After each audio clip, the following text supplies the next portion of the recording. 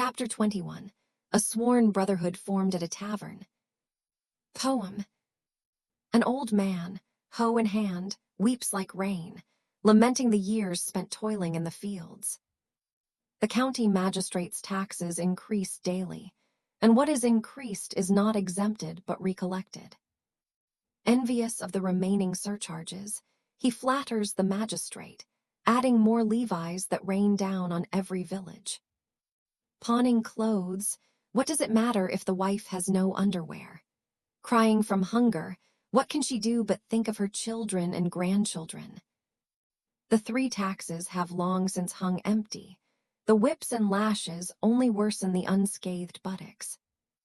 Turning and turning in the ditch, tears never dry. The thought of migration only deepens the anxieties of the journey. Who will depict the plight of the poor and revive the understanding of those who lived there? The common people eat the land of the king, pay autumn grain and summer taxes. This is only natural and not a hardship. What they suffer from is the lack of effective taxation, the imposition of additional levies based on circumstances. For example, if a prefecture were to allocate an additional 3,000 taels of silver for construction work, the increase would be limited to the regular quota. However, due to corrupt officials taking the opportunity to profit, additional expenses would be added, including fire losses, travel costs, and prepayments, all of which would fall on the common people.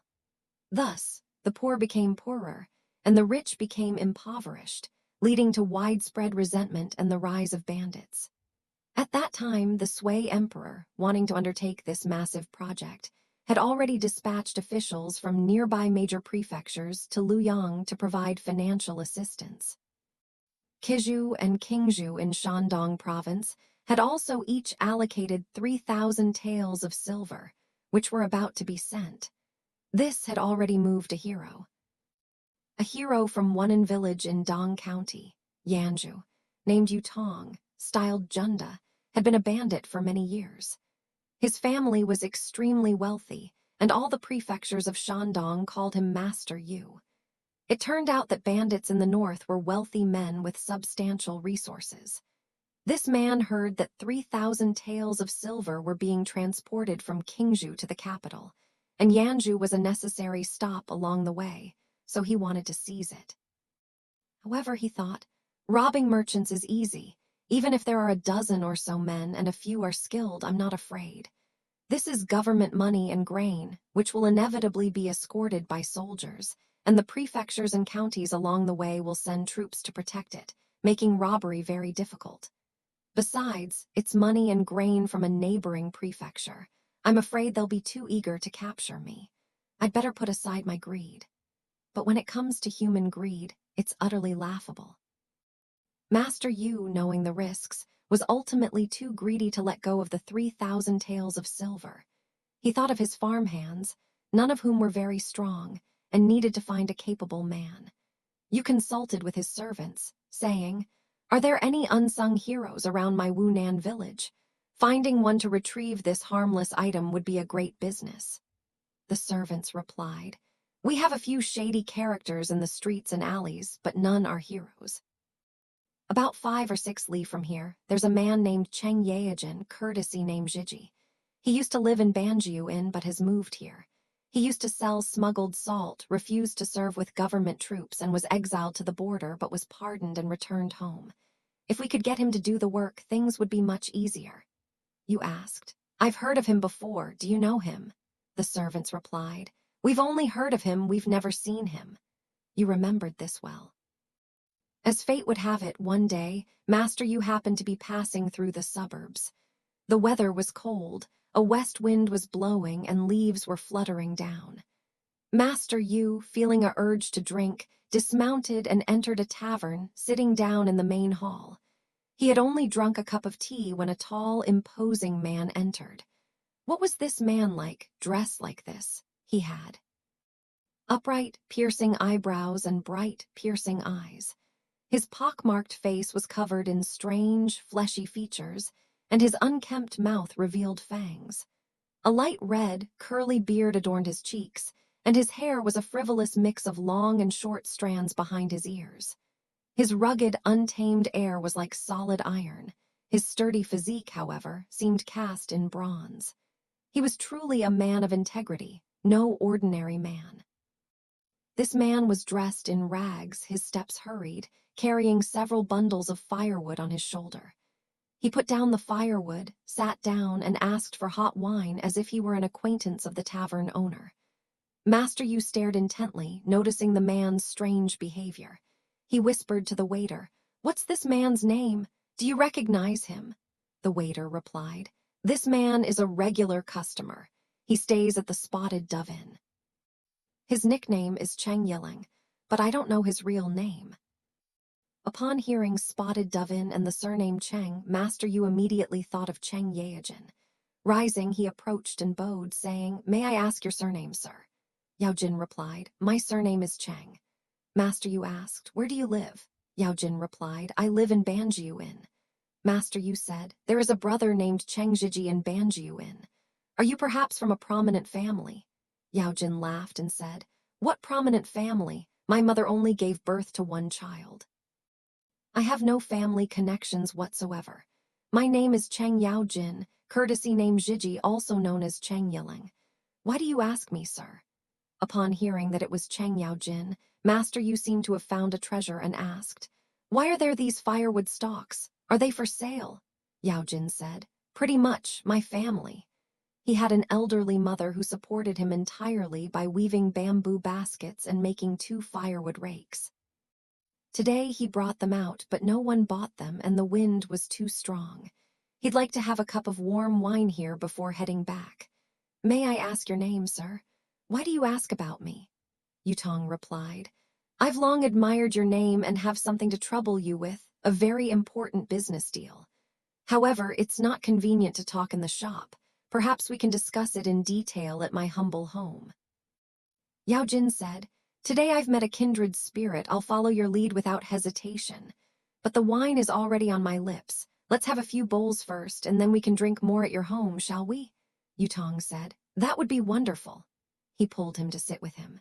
A rich man and a poor man sitting opposite each other. The shopkeeper covered his mouth and laughed. The two ate several large bowls, and Yutong paid the bill and left the shop. Yao Jin said, "These firewood rakes are for the wine I owe you the other day."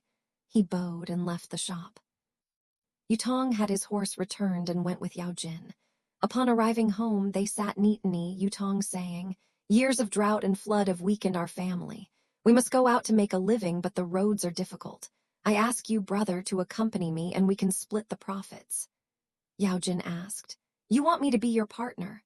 Yutong replied, "That's a mistake. I've long admired your bravery and righteousness, but have never had the chance to meet you. Today we must become sworn brothers, bound by an unwavering bond." Yao Jin said, "I'm clumsy and awkward. How can I become sworn brothers?" Yutong said, "It's my wish. There's no need to refuse." They exchanged ages. Yutong was 5 years older than Yao Jin. They swore to be the elder brother and Yao Jin the younger. They offered incense and bowed 8 times, vowing to share life and death and to support each other through thick and thin. Indeed, friendship should not be based on wealth or poverty. True friendship requires the ability to entrust one's life to another. Yao Jin said, "The way out is good, but my mother is at home and there's no one to look after her. What should we do?" Yutong said, "Since we are brothers and your mother is my aunt, we should take her in and support her. It would be best if we could bring her over tonight."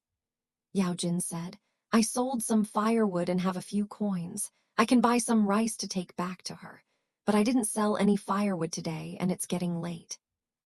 If I suddenly ask her to come to the house, she might not believe me." Yutong said, "That makes sense. That's not difficult. Tonight, take a silver ingot and give it to your mother for moving expenses. She'll be happy to see it and will definitely come." Yao Jin said, "That's fine. Bring it here quickly." Yutong took out a silver ingot from his sleeve and handed it to Yao Jin. Yao Jin took it and put it in his sleeve without saying thank you. Master Yu ordered the meal to be served, and Yao Jin, delighted, drank heartily, cup after cup, emptying each one.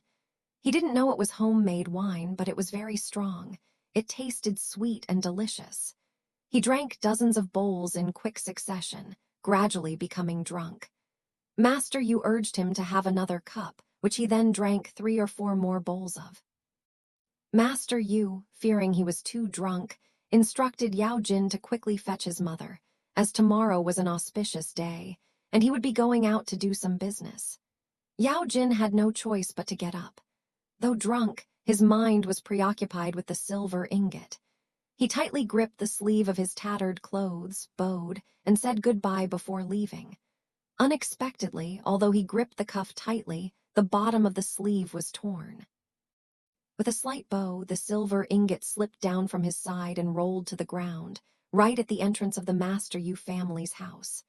The servant saw this, picked it up, and said to Yu Tongdao, "The silver you just gave him has fallen here. Should we hurry up and return it to him?"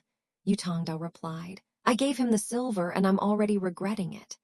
The servant said, "If you're going to return it, why are you regretting it?" Yu Tongdao said, "That man is a good-for-nothing. If I take it back, and the mother and son discuss it, they might refuse to come, and there'll be no way to deal with him. Now that this ingot of silver is lost, I can't let it go.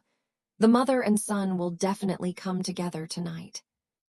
Meanwhile, Yao Jin, clutching his sleeves, arrived home and was overjoyed to see his mother.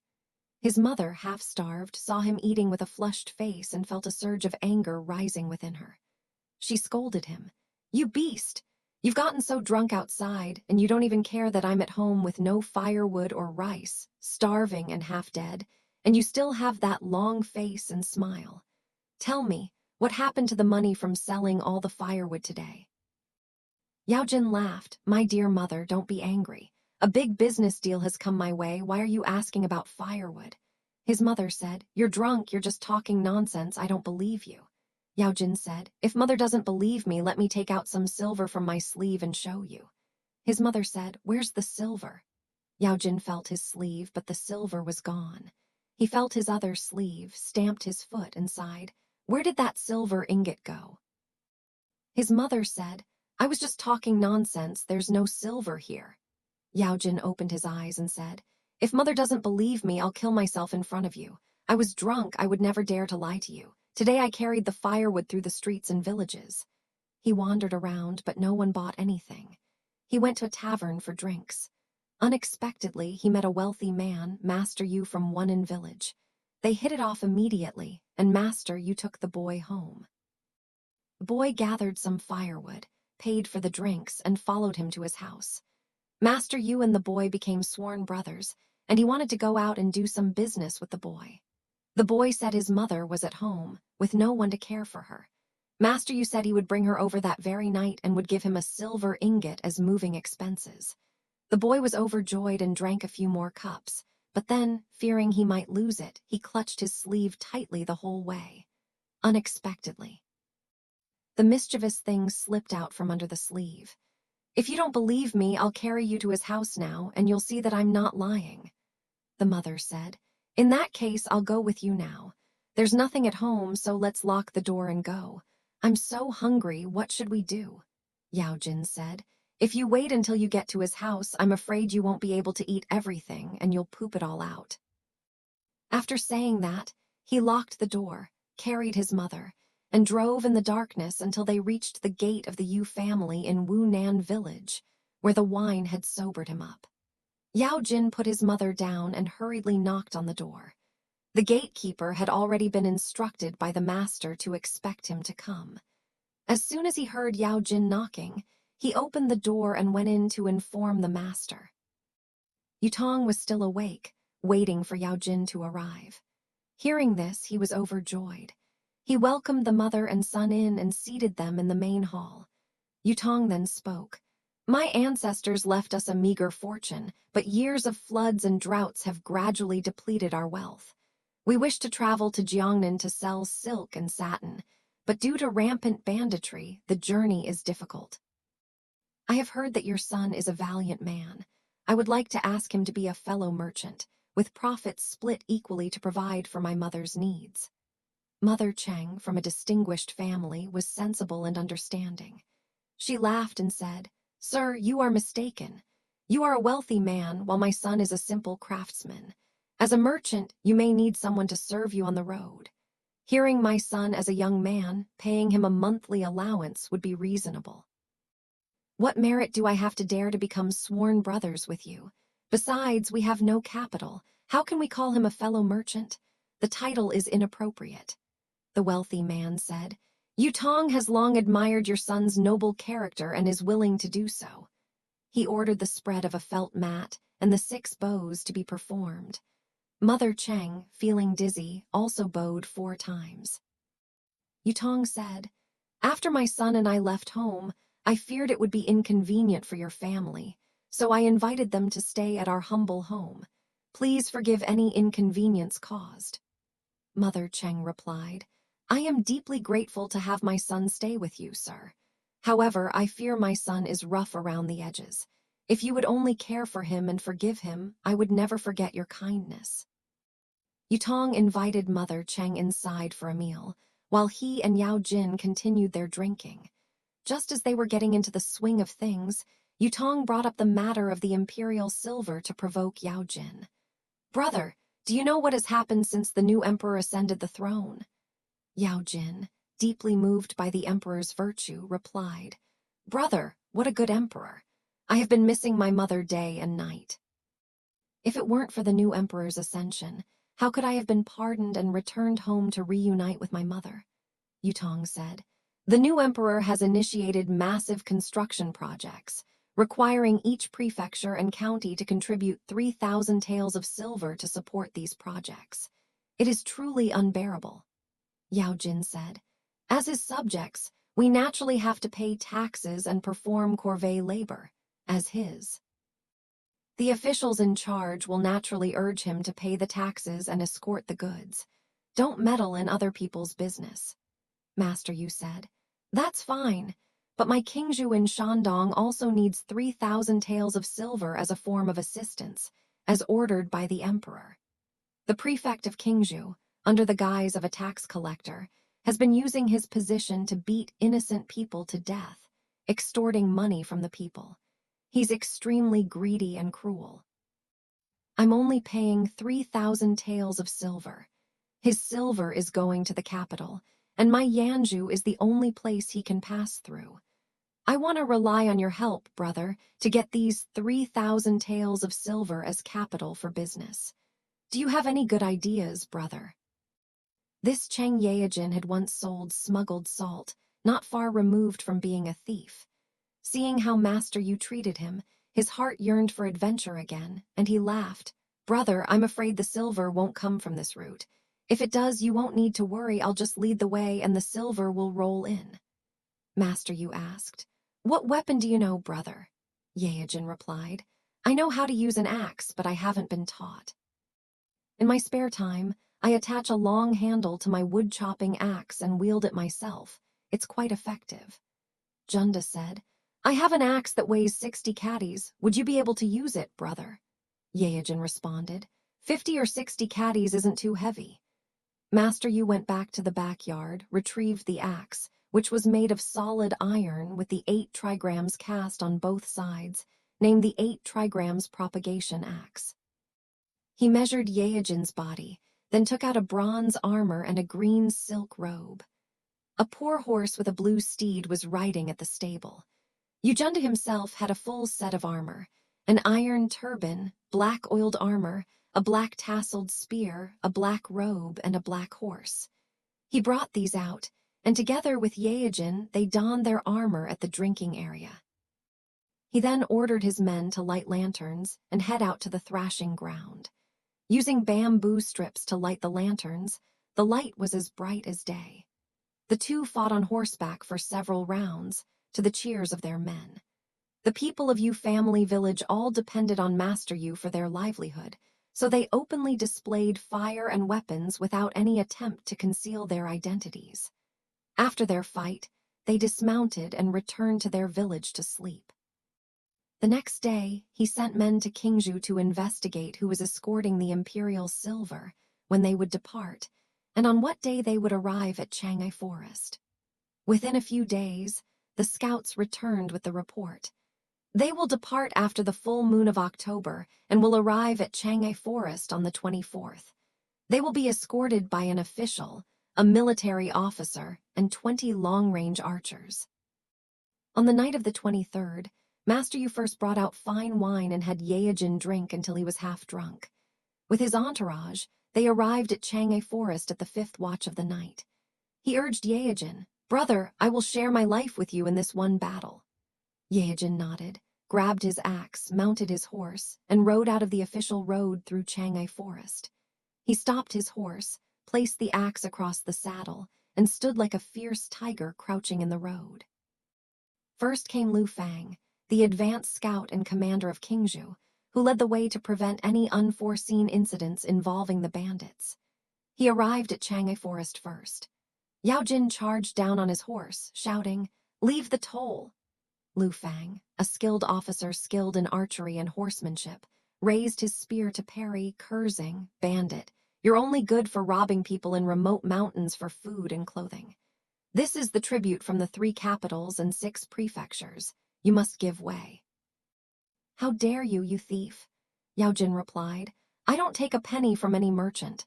I heard there are 3,000 taels of silver in Qingzhou, so I came to do this business." Lu Fang said, "HMPH, ignorant bandit, what kind of business is this?" He spurred his horse, brandishing his spear, and charged. Yao Jin quickly met him with his axe. The 2 horses clashed, axes and spears raised side by side. After several dozen rounds, a cloud of dust rose from behind as the silver-carrying officials arrived. Seeing the men coming from behind, Yao Jin feared reinforcements and spurred his horse, swinging his axe to strike. Lu Fang, unable to withstand the attack, was felled from his horse. 20 long-range archers arrived, and seeing Lu Fang fall, each brandishing a javelin, they shouted, "Lord Lu at the front has been wounded by bandits." Yao Jin seized the opportunity to cut down 3 or 4 of his men. The men all abandoned their weapons and fled across the ravine, leaving the silver in the long-leaved forest. Zhu Liang, the military advisor and registrar, reined in his horse and fled along the old route. Yao Jin, unwilling to give up, spurred his horse and gave chase. His servants reported to Master Yu, "Old Man Cheng has won. The imperial silver is all left in the long-leaved forest." Master Yu led his men to Shangyuan Dao, split open the scabbard, and carried the imperial silver back to Wu Nan village. They slaughtered pigs and sheep as a token of gratitude and prepared a feast, waiting for Yao Jin to congratulate them. Yao Jin, having chased Zhu Liang for over 10 miles, was still pursuing him. His intention wasn't to completely eliminate him. He didn't know the silver was left in the long-leaved forest, assuming he would take it back immediately, hence his pursuit of the officer. Zhu Liang turned around and saw that the bandit was getting close. He became very anxious and shouted, "Bandit, I have no grudge against you. You only robbed the road for silver. Now the silver is all left in the Chang'e Forest. Why are you chasing me now?" Yao Jin heard that the silver was in the Chang'e Forest, so he stopped chasing, turned his horse around, and rode at a slower pace. Seeing that Yao Jin was not chasing, Zhu Liang cursed twice more, "Bandit, take the silver and guard it well. I will go back and report to the governor, and he will send men to arrest you. Don't run away." This angered Yao Jin, who shouted, "Don't run away, I won't kill you." "I am not an unknown hero. I will tell you my name. My name is Cheng Yao Jin, and I have never cheated anyone in my life. I have a good friend named Yu Junda. It was the 2 of us who took this 3,000 taels of silver. Go." Yao Jin told him his 2 names before turning his horse back. The journey to the manor was still far, and he immediately regretted it. "I shouldn't have revealed my name just now. Master, you knew he would resent me. I should have kept that a secret."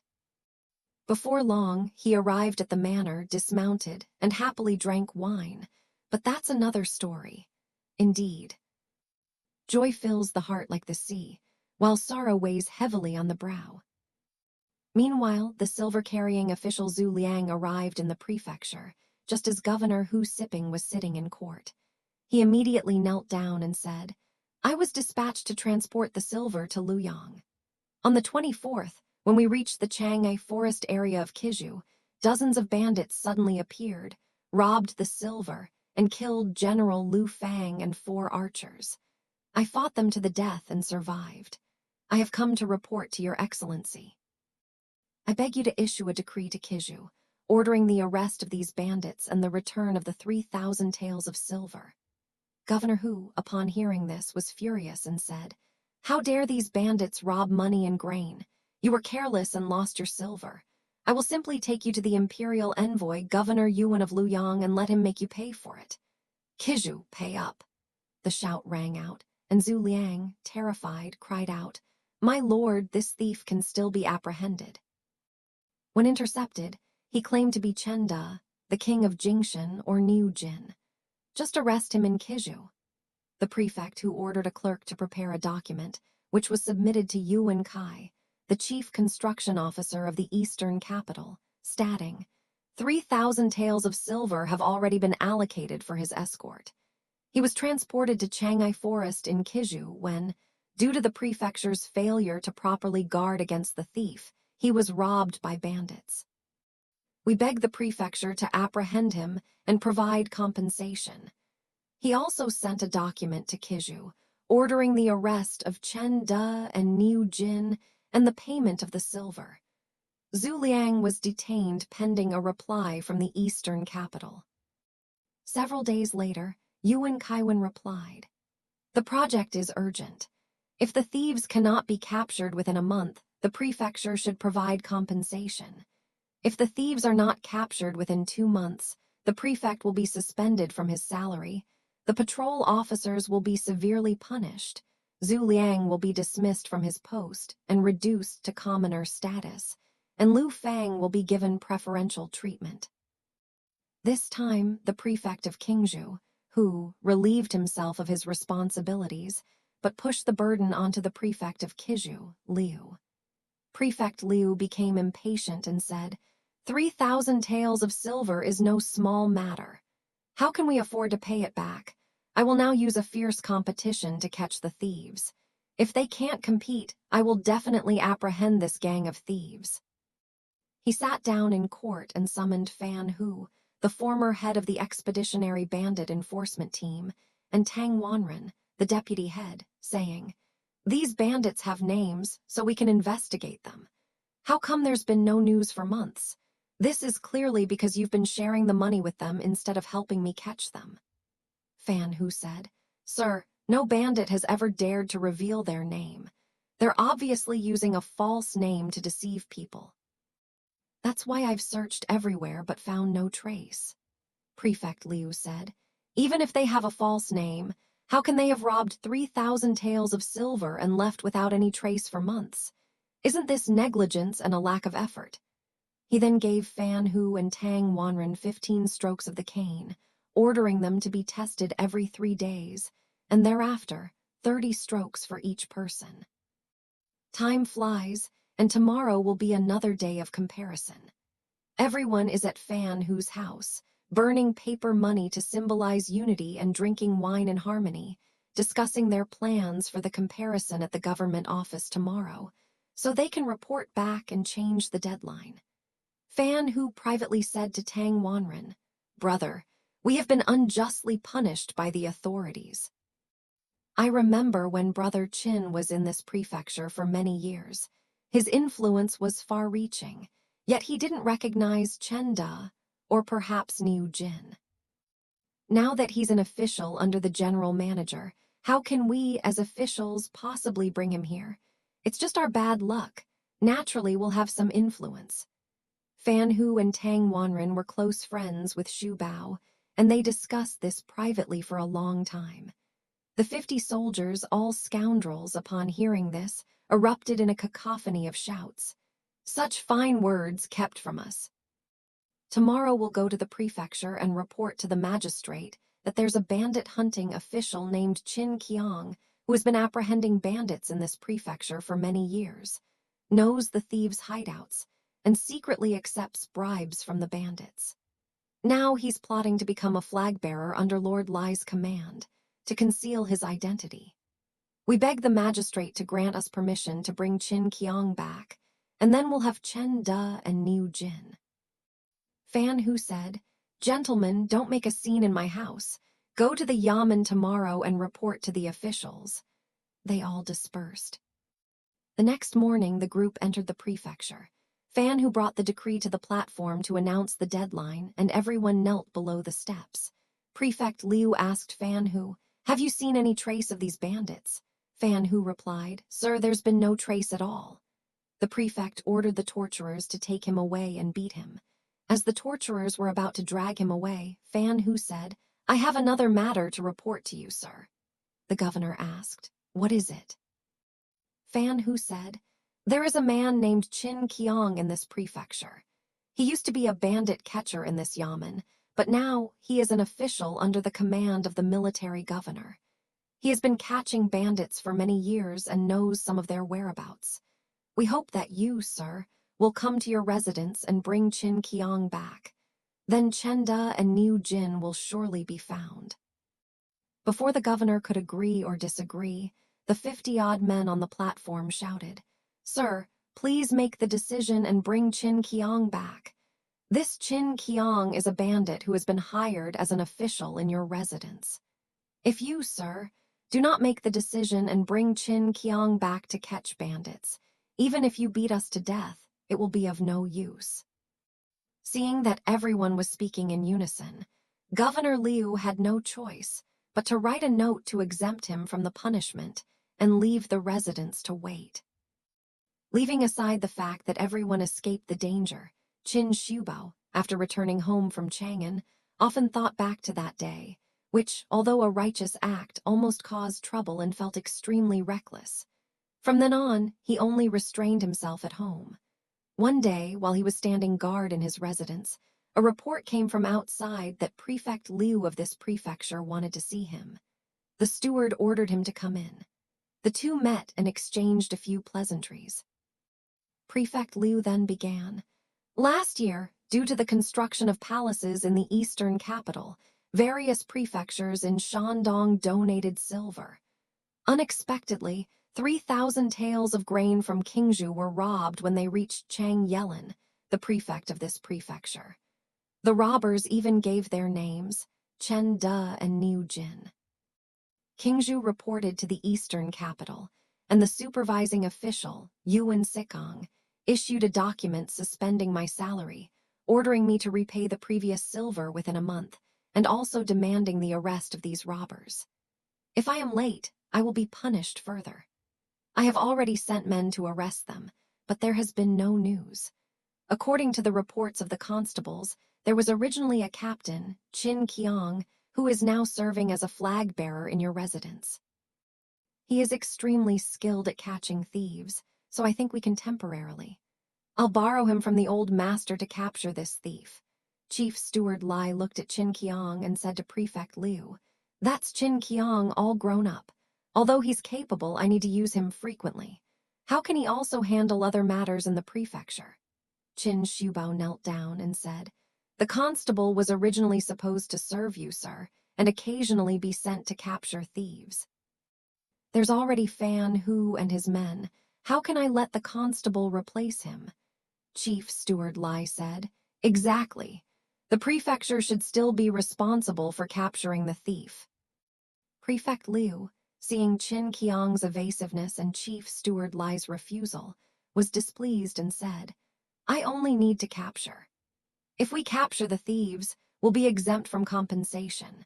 Why bother with Qin Qiang?" But the constables report that Qin Qiang was originally a bandit hunter, and he's used to arresting bandits. He's planning to serve as an officer in the old lord's army, and he's even going to report this to his superiors and the eastern capital. I think it would be better to wait for him to assist in capturing the bandits. If we're lucky enough to catch them, it will be a merit. If he refuses, I'm afraid these people will report him to the provincial government and the eastern capital, and then Qin Qiang won't be able to refuse."